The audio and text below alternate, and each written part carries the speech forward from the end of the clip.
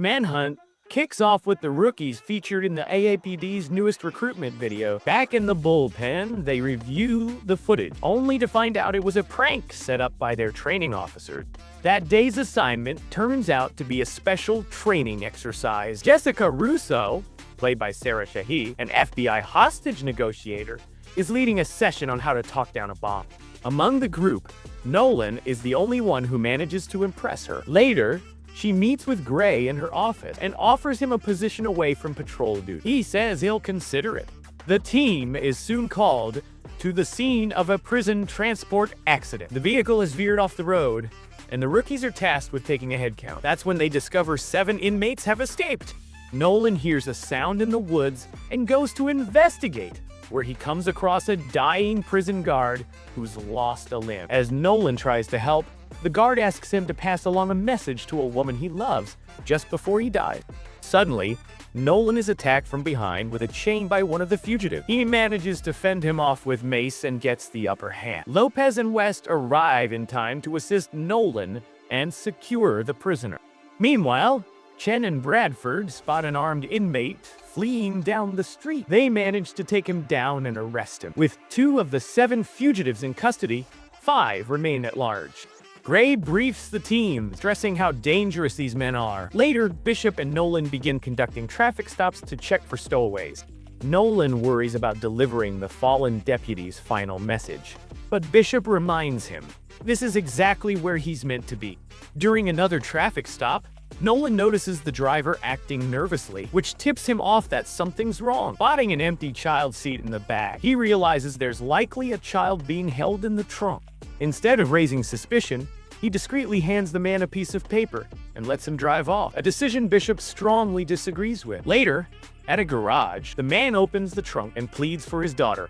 The fugitive releases her and heads for the driver's seat, only to be immediately surrounded and taken down by officers waiting in the precinct's garage. Meanwhile, Chen and Bradford encounter an armed militia group while on patrol. The group is out hunting for the escaped inmates and begins harassing a local gardener, demanding to see his papers. Chen and Bradford intervene, defending the man's rights and forcing the militia to leave. Elsewhere, Lopez and West respond to a report of another fugitive spotted in a parking garage. The suspect hijacks a vehicle in an attempt to flee, but they manage to intercept and arrest him. West questions whether the escape was worth it, but the man shrugs it off. He's already serving a life sentence. With just 2 fugitives remaining, Russo is brought in to help. One of them, Gibson, is a longtime gang member with ties that could help him vanish across state lines. The other, Caleb Jost, played by Sean Maher, is a white-collar criminal likely searching for hidden cash he stashed away.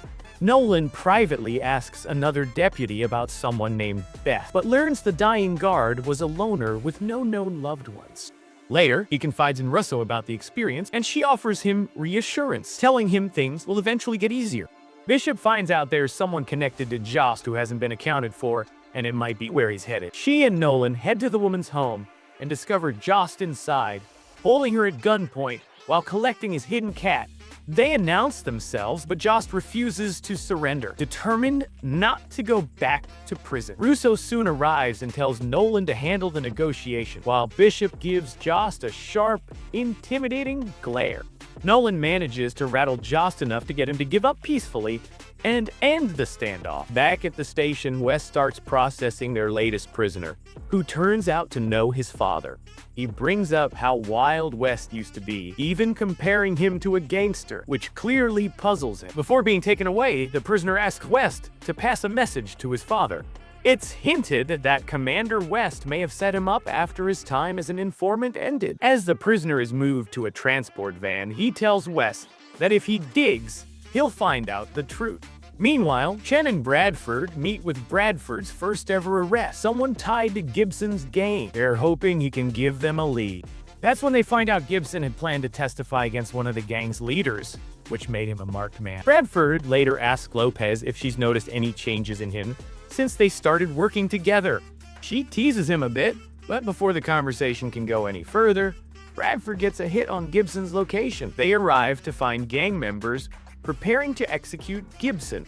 The problem is, It's happening in a residential neighborhood. Any large police presence could lead to civilian casualties. To avoid that, Bradford and Chen enter the home of Bradford's informant to quietly arrest Gibson without drawing attention. Outside, the gang members trash a police cruiser, while Bradford and Chen weigh their options. When Bradford's contact steps outside, he sucker punch, prompting Bradford to step in. He tries to calm things down and ends up talking just long enough for backup to arrive and secure the scene. Back at the precinct, the rookies officially hand over the fugitives to the deputy. Nolan hears the name Elizabeth and realizes she's the woman the dying guard had mentioned. Meanwhile, Bradford drops by Gray's office to ask about taking the sergeant's exam, something that lines up with Gray's own possible career shift. Russo and Nolan later chat about his skill in connecting with hostage takers on a human level. As she gets ready to leave, he asks her to sign his copy of her book. She slips him her number, and he doesn't waste a second. He calls her right away. Overall, Manhunt delivered a strong episode. The chaos of a prison break brought a surge of high-stakes action to the story, raising the overall tension. Several characters also began to reflect on their stalled careers, leading to some impulsive choices that could shake things up moving forward. While the Firefly reunion was brief, it offered just enough to leave fans of that show, myself included, feeling satisfied. What did you think of this episode? Let me know in the comments below.